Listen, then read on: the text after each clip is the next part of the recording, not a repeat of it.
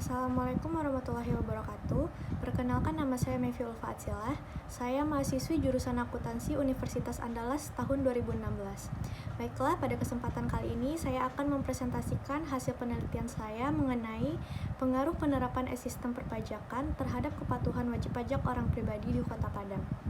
Baiklah, sebelumnya saya ingin mengucapkan terima kasih kepada Bapak Rahmat Kurniawan selaku dosen pembimbing saya, dan saya ingin mengucapkan terima kasih kepada dosen penelaah dan kepada audiens sekalian.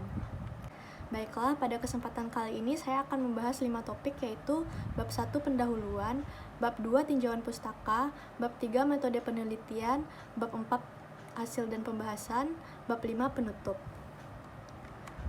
Baiklah, selanjutnya kita masuk kepada bab 1 pendahuluan. Pada bab 1 pendahuluan ini terdapat latar belakang.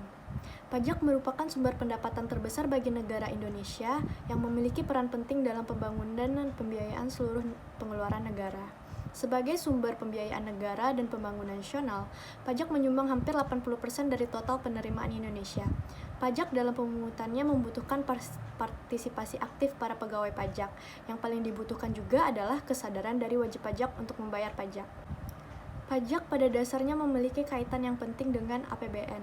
Pajak merupakan salah satu kontribusi di dalam anggaran pendapatan dan belanja negara yang setiap tahunnya meningkat agar pembangunan dan pembiayaan negara bisa berjalan dengan baik dan lancar.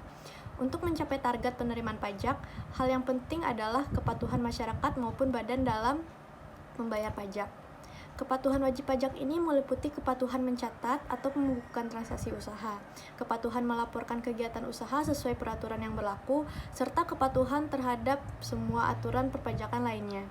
Dalam penelitian yang dilakukan oleh Ramawati tahun 2014, disebutkan bahwa kepatuhan wajib pajak dapat dipengaruhi oleh hal-hal yang terbagi menjadi 2 faktor, yaitu faktor internal dan faktor eksternal. Faktor internal adalah faktor yang berasal dari individu seseorang wajib pajak yang berhubungan dengan karakteristik yang menjadi sebab atau alasan dalam melaksanakan kewajiban perpajakannya.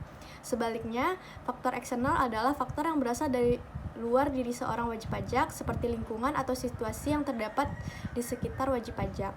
Seiring dengan berkembangnya zaman, teknologi sangat berperan penting membawa perubahan di era modern. Oleh karena itu, untuk meningkatkan kualitas pelayanan terhadap wajib pajak, pada tahun 2005, Direktorat Jenderal Pajak atau DJP telah melakukan modernisasi terhadap sistem administrasi melalui sistem teknologi informasi dan komunikasi berupa electronic system atau e-system. Sistem elektronik tersebut diantaranya adalah e-registration, e-filing, dan e-billing. Tujuan dari modernisasi sistem administrasi perpajakan ini diharapkan akan meningkatkan kepatuhan wajib pajak dalam menjalankan kewajiban perpajakannya. E-system adalah sebuah cara yang dirancang oleh DJP dalam pelayanan pajak. Dalam sistem ini, seluruh rangkaian pembayaran pajak dapat diakses secara online melalui internet yang sudah terintegrasi dengan kantor pajak. Dengan adanya metode terbaru ini, diharapkan wajib pajak dapat memudahkan dalam memenuhi kewajibannya, dikarenakan semua rangkaian metode ini dapat diakses oleh wajib pajak kapanpun dan dimanapun. Dengan adanya sistem yang lebih canggih, sederhana, cepat, serta lebih efektif dan efisien, diharapkan dapat meningkatkan kepatuhan wajib pajak dan meningkatkan kepercayaan masyarakat terhadap administrasi perpajakan. Langkah modernisasi sistem administrasi perpajakan ini dapat dikatakan sebagai langkah yang strategis dalam rangka menghubungkan pemenuhan kewajiban perpajakan para wajib pajak dengan realisasi penerimaan pajak yang diharapkan. Hal ini dibuktikan oleh Pratami yang melakukan penelitian pada tahun 2017 yang menunjukkan bahwa e-system berpengaruh positif dan signifikan terhadap tingkat kepatuhan wajib pajak. Beberapa penelitian terdahulu mendapatkan hasil yang beragam dalam mengukur pengaruh e-system terhadap kepatuhan wajib pajak. Seperti penelitian yang dilakukan oleh Azizah pada tahun 2014 yang memperlihatkan tidak adanya pengaruh yang signifikan dari e-registration dan e-filing terhadap kepatuhan wajib pajak. Begitu juga dengan penelitian yang dilakukan oleh Mentari pada tahun 2016 yang menguji pengaruh e-billing terhadap kepatuhan wajib pajak yang ternyata tidak berpengaruh signifikan. Dalam penelitian lain yang dilakukan oleh Ersania dan Kusiwati pada tahun 2018 yang meneliti tentang pengaruh e-system terhadap kepatuhan wajib pajak orang pribadi menunjukkan bahwa penerapan e-registration, e-filing, dan e-billing berpengaruh positif terhadap kepatuhan wajib pajak orang pribadi. Sama halnya dengan penelitian yang dilakukan oleh Isroi dan Diana pada tahun 2018 bahwa penerapan e-sistem berpengaruh positif terhadap kepatuhan wajib pajak orang pribadi. Sedangkan penelitian yang dilakukan oleh Arifin dan Syafi'i pada tahun 2019 mendapatkan hasil yang berbeda, yaitu penerapan e-filing dan e-billing tidak berpengaruh signifikan terhadap kepatuhan wajib pajak orang pribadi. Dapat dilihat dari beberapa hasil penelitian terdahulu, menunjukkan bahwa e-sistem perpajakan tidak konsisten terhadap kepatuhan wajib pajak. Oleh karena itu, peneliti tertarik melakukan penelitian untuk melihat apakah e-sistem perpajakan berpengaruh terhadap kepatuhan wajib pajak orang pribadi di Kota Padang. Baiklah, selanjutnya kita masuk kepada rumusan masalah. Berdasarkan latar belakang yang telah disebutkan tadi, pada penelitian ini terdapat 3 rumusan masalah. Yang pertama, apakah e-registration berpengaruh positif terhadap kepatuhan wajib pajak orang pribadi di Kota Padang? Yang kedua, apakah e-filing berpengaruh positif terhadap kepatuhan wajib pajak orang pribadi di Kota Padang? Yang ketiga, apakah e-billing berpengaruh positif terhadap kepatuhan wajib pajak orang pribadi di Kota Padang? Selanjutnya ada tujuan penelitian. Pada penelitian ini terdapat 3 tujuan penelitian. Yang pertama, untuk menentukan apakah penerapan e-registration berpengaruh positif terhadap kepatuhan wajib pajak orang pribadi di Kota Padang. Yang kedua, untuk menentukan apakah penerapan e-filing berpengaruh positif terhadap kepatuhan wajib pajak orang pribadi di Kota Padang. Dan yang ketiga, untuk menentukan apakah penerapan e-billing berpengaruh positif terhadap kepatuhan wajib pajak orang pribadi di Kota Padang. Baiklah, selanjutnya kita masuk kepada manfaat penelitian. Yang pertama ada bagi akademisi. Hasil penelitian ini diharapkan dapat memberikan pengetahuan secara akademik mengenai pengaruh penerapan e-sistem perpajakan terhadap kepatuhan wajib pajak orang pribadi di Kota Padang. Selain itu, diharapkan penelitian ini dapat menjadi acuan bagi penelitian selanjutnya dengan tema yang sama. Yang kedua, bagi praktisi. Bagi pemerintah, hasil penelitian ini diharapkan dapat menjadi masukan dalam proses evaluasi kebijakan penerapan e-sistem perpajakan di masa yang akan datang. Bagi pihak KPP Pratama Padang, diharapkan hasil penelitian ini dapat memberikan masukan atas kinerja pengadministrasian pajak dalam rangka mencapai tujuan program pemerintah terkhusus penerapan e-sistem perpajakan. Selanjutnya kita masuk pada bab 2 tinjauan pustaka. Pada bab 2 tinjauan pustaka ini terdapat landasan teori. Landasan teori yang digunakan dalam penelitian ini adalah Theory of Planned Behavior. Theory of Planned Behavior menerangkan bahwa perilaku wajib pajak timbul karena adanya niat untuk memenuhi kewajiban pajaknya. Sedangkan munculnya niat berperilaku tersebut ditentukan oleh 3 faktor penentu, yaitu yang pertama behavioral belief, yaitu keyakinan wajib pajak akan hasil dari memenuhi kewajiban pajaknya dan evaluasi atas hasil tersebut. Yang kedua ada normative belief, yaitu keyakinan tentang harapan normatif orang lain dan motivasi untuk memenuhi harapan tersebut. Dan yang ketiga ada control belief, yaitu keyakinan dan persepsi tentang seberapa kuat hal-hal yang mendukung dan menghambat wajib pajak dalam memenuhi kewajiban perpajakannya. Penerapan e-sistem perpajakan dapat dikaitkan dengan control belief, di mana sistem tersebut dapat memperkuat keyakinan dan persepsi untuk mendukung wajib pajak dalam memenuhi kewajiban pajaknya. Selanjutnya ada konsep pajak. Yang pertama itu ada pengertian pajak. Menurut Undang-Undang Nomor 208 Tahun 2007 Pasal 1 Ayat 1 tentang Ketentuan Umum dan Tata Cara Perpajakan, pengertian pajak adalah kontribusi wajib kepada negara yang terutang oleh orang pribadi atau badan yang bersifat memaksa berdasarkan undang-undang dengan tidak mendapatkan imbalan secara langsung dan digunakan untuk keperluan negara bagi sebesar-besarnya kemakmuran rakyat. Selanjutnya ada fungsi pajak. Fungsi pajak itu ada 2. Yang pertama itu fungsi penerimaan atau budgeter, dan yang kedua ada fungsi mengatur atau reguleran. Selanjutnya ada syarat pemungutan pajak. Syarat pemungutan pajak ini ada 5, yaitu yang pertama pemungutan pajak harus adil atau syarat keadilan. Yang kedua, pemungutan harus berdasarkan undang-undang atau syarat yuridis. Yang ketiga, tidak mengganggu perekonomian atau syarat ekonomis. Yang keempat, pemungutan pajak harus efisien atau syarat finansial. Yang kelima, sistem pemungutan pajak harus sederhana. Selanjutnya, ada tata cara pemungutan pajak. Yang pertama ada stelsel pajak. Pemungutan pajak dapat dilakukan dengan 3 stelsel. Yang pertama yaitu stelsel nyata, yang kedua stelsel anggapan, dan yang ketiga stelsel campuran. Selanjutnya ada asas pemungutan pajak. terdapat 3 asas pemungutan pajak. Yang pertama adalah asas domisili, yang kedua asas sumber, dan yang ketiga asas kebangsaan. Selanjutnya ada sistem pemungutan pajak. Ada 3 macam sistem dalam pemungutan pajak. Yang pertama itu self assessment system, yang kedua official assessment system, dan yang ketiga withholding system. Selanjutnya kita masuk kepada kepatuhan wajib pajak. Menurut Gunadi, tahun 2013 mengatakan pengertian kepatuhan wajib pajak menyatakan bahwa wajib pajak bersedia untuk memenuhi kewajiban perpajakannya sesuai dengan aturan yang berlaku tanpa perlu adanya pemeriksaan, investigasi seksama, peringatan atau ancaman, dan penerapan sanksi baik sanksi hukum maupun administrasi. Selanjutnya ada faktor-faktor kepatuhan wajib pajak. Yang pertama adalah kepatuhan wajib pajak dalam mendaftarkan diri.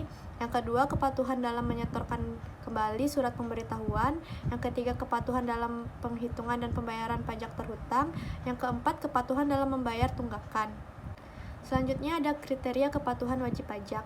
Yang pertama, tepat waktu dalam menyampaikan SPT.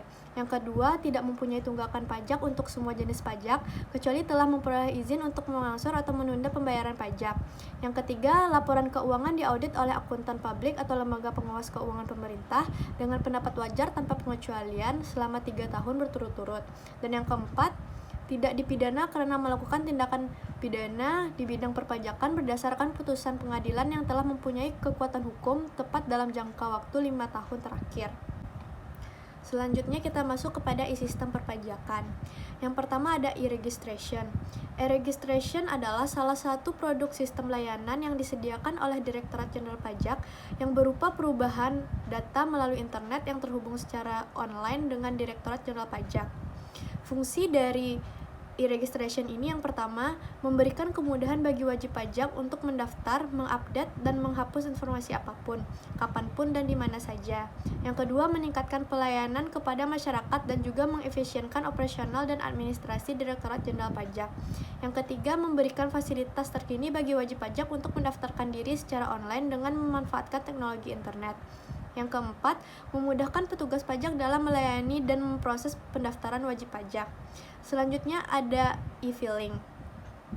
E-filing merupakan sistem penyampaian SPT secara online yang dapat diakses melalui website Direktorat Jenderal Pajak. Penggunaan sistem e-filing ini dapat mengurangi beban proses administrasi laporan pajak pada penggunaan kertas. E-filing dapat memudahkan wajib pajak dalam penyampaian SPT yang bisa dilakukan kapanpun dan dimanapun. E-filing adalah terobosan baru yang dilakukan oleh Direktorat Jenderal Pajak untuk meningkatkan pelayanan kepada wajib pajak, khususnya dalam bentuk penyampaian SPT wajib pajak orang pribadi. Di sini terdapat tujuan e-filing. Yang pertama itu membantu para wajib pajak untuk menyediakan fasilitas pelaporan SPT secara elektronik, sehingga wajib pajak orang pribadi dapat melakukan dari rumah atau tempat kerjanya. Sedangkan wajib pajak badan dapat melakukan dari lokasi kantor atau usahanya. Hal ini akan membantu memangkas biaya dan waktu yang dibutuhkan oleh wajib pajak untuk mempersiapkan, memproses, dan melaporkan SPT ke kantor pajak secara benar dan tepat waktu. Yang kedua, dengan cepat dan mudahnya melaporkan pajak ini berarti juga akan memberikan dukungan kepada kantor pajak dalam hal percepatan penerimaan laporan SPT, perampingan kegiatan administrasi, pendataan, akurasi data, distribusi, dan pengarsipan laporan SPT. Selanjutnya ada e-billing.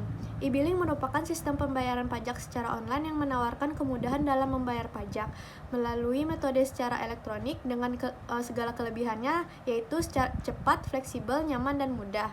Di sini terdapat beberapa tujuan dari e-billing. Yang pertama, mempermudah dan menyederhanakan proses pengisian data dalam rangka pembayaran dan penyetoran penerimaan negara. Yang kedua, menghindari atau meminimalisir kemungkinan terjadinya human error dalam perekaman data pembayaran atau penyetoran oleh petugas bank atau pos persepsi. Yang ketiga, memberikan kemudahan cara pembayaran atau penyetoran pajak melalui beberapa alternatif saluran pembayaran dan penyetoran. Yang keempat, memberikan akses kepada wajib pajak untuk memonitor status atau realisasi pembayaran dari penyetoran pajak. Dan yang kelima, memberikan keleluasaan kepada wajib pajak untuk merekam data setoran. Baiklah, selanjutnya kita masuk kepada penelitian terdahulu. Dalam kajian penelitian sejenis ini, saya berpedoman pada penulisan ilmiah yang sudah ada pada tahun-tahun sebelumnya. Penelitian terdahulu yang saya jadikan referensi yang pertama adalah penelitian yang dilakukan oleh Azizah pada 2014. Selanjutnya, penelitian yang dilakukan oleh Mentari pada tahun 2016. Selanjutnya ada penelitian yang dilakukan oleh Sulistiarini dan teman-teman pada tahun 2017. Penelitian yang dilakukan oleh Aziarah pada tahun 2017. Selanjutnya ada penelitian yang dilakukan oleh Ariska pada tahun 2017. Selanjutnya ada penelitian yang dilakukan oleh Pratami dan teman-teman pada tahun 2017. Selanjutnya ada penelitian dari Said dan Asrindah pada tahun 2018, penelitian dari Ersania dan Merkusiwati pada tahun 2018, penelitian Isroi dan Diana pada tahun 2018, dan penelitian Hasan dan kawan-kawan pada tahun 2018. Selanjutnya ada penelitian Arifin dan Syafi'i pada tahun 2019. Baiklah, selanjutnya kita masuk kepada pengembangan hipotesis. Setelah pemaparan teori-teori yang telah dijelaskan dan didukung oleh beberapa penelitian terdahulu, maka penelitian ini dapat merumuskan hipotesis sebagai berikut. Yang pertama, H1, e-registration berpengaruh positif terhadap kepatuhan wajib pajak orang pribadi. H2, e-filing berpengaruh positif terhadap kepatuhan wajib pajak orang pribadi. Yang ketiga, H3, e-billing berpengaruh positif terhadap kepatuhan wajib pajak orang pribadi. Selanjutnya, kita masuk kepada kerangka pemikiran yang dapat dilihat pada slide berikut. Baiklah, selanjutnya kita masuk kepada bab 3 metode penelitian. Yang pertama ada jenis penelitian. Jenis penelitian yang digunakan dalam penelitian ini adalah deskriptif kuantitatif. Selanjutnya ada populasi dan sampel. Yang pertama populasi. Populasi pada penelitian ini adalah semua wajib pajak orang pribadi yang ada di Kota Padang yang memiliki kegiatan usaha dan pekerjaan bebas. Selanjutnya ada sampel. Sampel pada penelitian ini adalah wajib pajak orang pribadi yang melakukan kegiatan usaha dan pekerjaan bebas di Kota Padang. Berdasarkan rumus Lovin, jumlah sampel yang digunakan dalam penelitian ini adalah 100 responden wajib pajak orang pribadi. Yang ketiga ada jenis dan sumber data. Jenis data di sini yang digunakan adalah data kuantitatif dan sumber data yang digunakan adalah data primer. Selanjutnya ada teknik pengumpulan data. Pada penelitian ini saya menggunakan kuesioner untuk pengumpulan data. Selanjutnya ada operational variable. Yang pertama ada variabel independen atau variabel X. Di sini adalah sistem perpajakan yang dimana X1 adalah e-registration, I2 adalah e-filing, I3 adalah e-billing. Selanjutnya ada variabel dependen atau variabel Y, yaitu kepatuhan wajib pajak orang pribadi. Selanjutnya ada teknik analisis data. Yang pertama ada analisis statistik deskriptif. Yang kedua ada uji kualitas data. Yang ketiga ada uji asumsi klasik. Dan yang keempat ada uji hipotesis. Baiklah, selanjutnya kita masuk kepada bab 4, hasil dan pembahasan. Yang pertama ada gambaran umum responden. Setelah menyebar kuesioner secara online kepada 100 responden wajib pajak orang pribadi yang ada di Kota Padang, berikut merupakan gambaran umum responden tersebut. Yang pertama ada gambaran umum responden berdasarkan jenis kelamin. Dapat kita lihat pada diagram di atas bahwa dari penelitian dengan 100 responden berdasarkan penggolongan jenis kelamin, terdapat responden dengan jenis kelamin laki-laki sebanyak 62 orang dengan persentase sebesar 62% dan sisanya responden dengan jenis kelamin perempuan sebanyak 38 orang dengan persentase sebesar 38%. Selanjutnya, ada gambaran umum responden berdasarkan usia. Dapat kita lihat bahwa penelitian dengan 100 responden berdasarkan penggolongan usia didapatkan responden dengan usia kurang dari 30 tahun sebanyak 49 orang dengan persentase sebesar 49%, responden dengan rentang usia 31 sampai 40 tahun sebanyak 2 orang dengan persentase sebesar 2%, responden dengan rentang usia 40 sampai 50 tahun sebanyak 26 orang dengan persentase sebesar 26% dan responden dengan usia lebih dari 50 tahun sebanyak 23 orang dengan persentase sebesar 23%. Berdasarkan data yang telah terkumpul, responden dengan usia kurang dari 30 tahun merupakan responden terbanyak yang mengisi kuesioner pada penelitian ini. Dan responden dengan rentang usia 31 sampai 40 tahun merupakan responden paling sedikit yang mengisi kuesioner pada penelitian ini. Selanjutnya, ada gambaran umum responden berdasarkan tingkat pendidikan. Pada diagram di atas, dapat kita lihat bahwa penelitian dengan 100 responden berdasarkan penggolongan tingkat pendidikan didapatkan responden dengan tingkat pendidikan SMA sebanyak 48 orang atau 48%.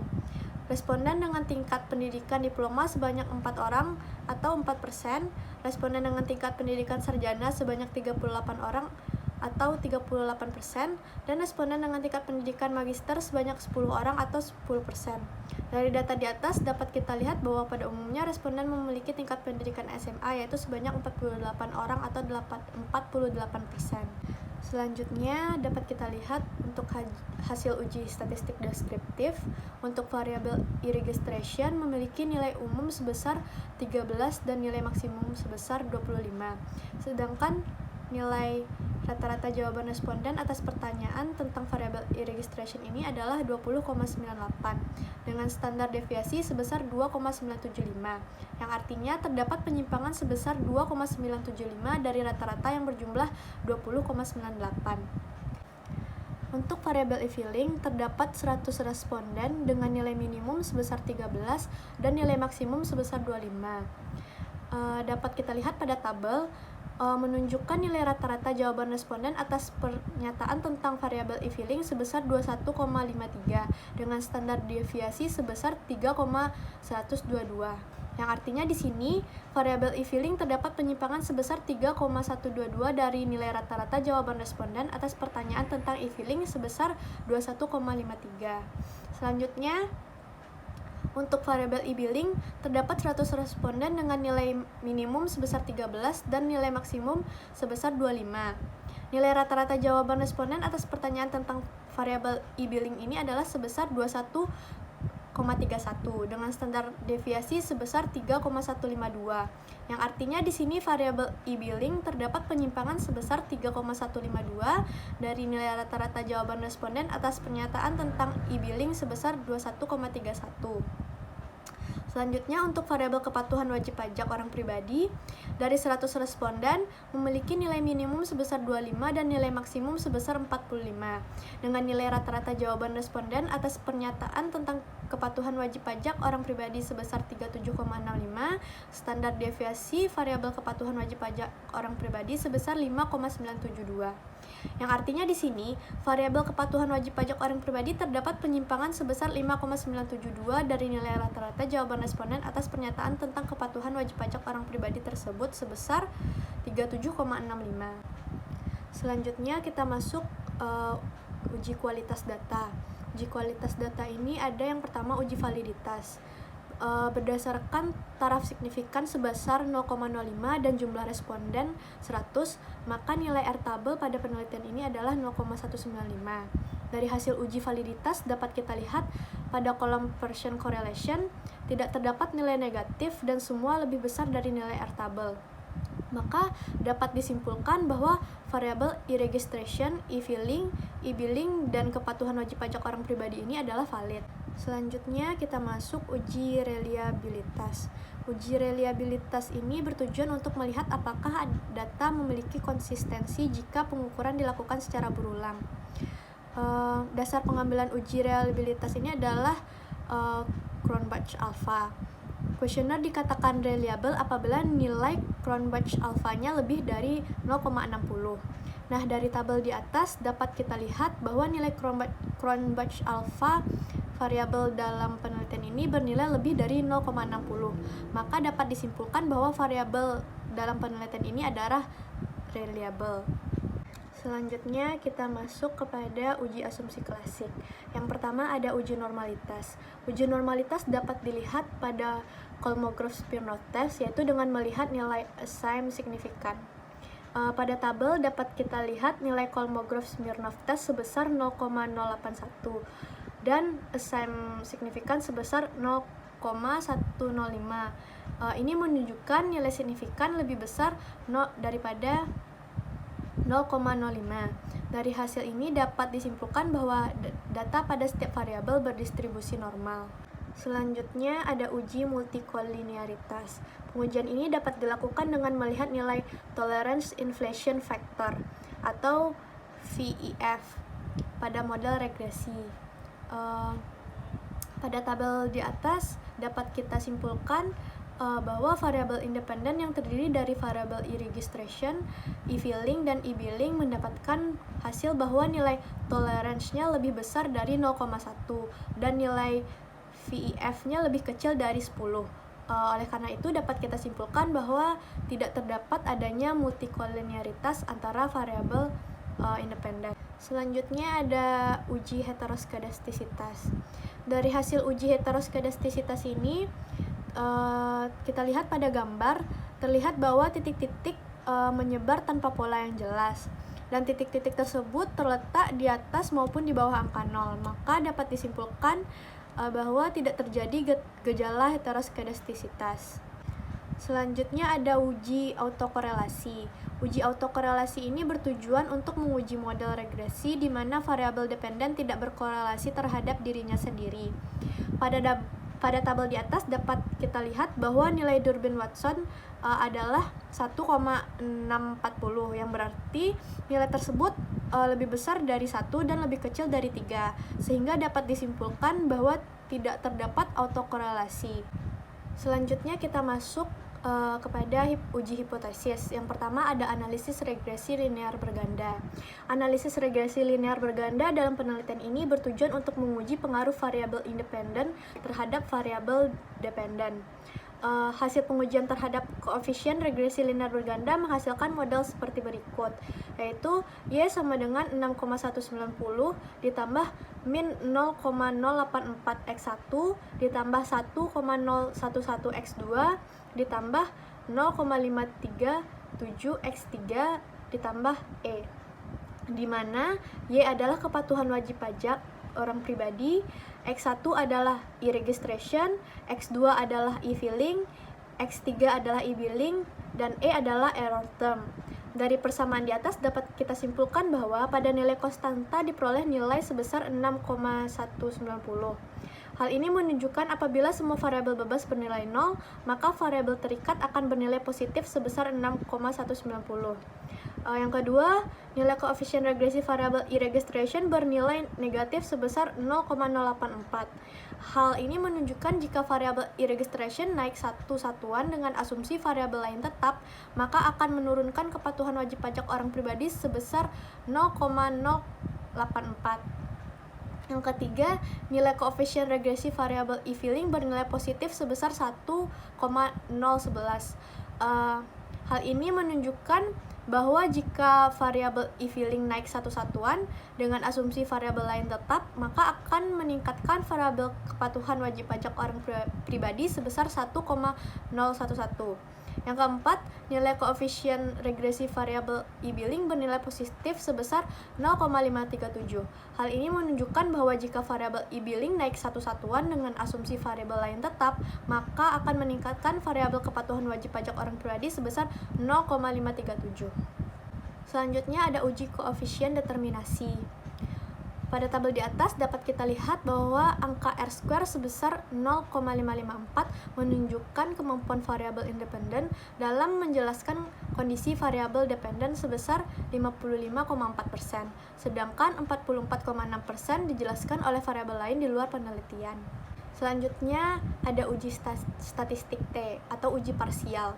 Uji T ini bertujuan untuk menguji pengaruh variabel independen secara parsial dalam mempengaruhi variabel dependen. Dari tabel di atas dapat kita simpulkan bahwa yang pertama nilai signifikan variabel e-registration sebesar 0,681 lebih besar daripada 0,05 dan nilai T sebesar min 0,412. Ini menunjukkan bahwa ukuran e-registration tidak mempunyai pengaruh secara signifikan terhadap kepatuhan wajib pajak orang pribadi.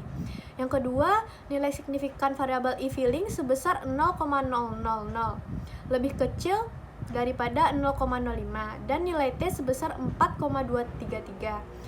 Ini menunjukkan bahwa variabel e-filing memiliki pengaruh secara signifikan terhadap kepatuhan wajib pajak orang pribadi dan memiliki arah hubungan yang positif.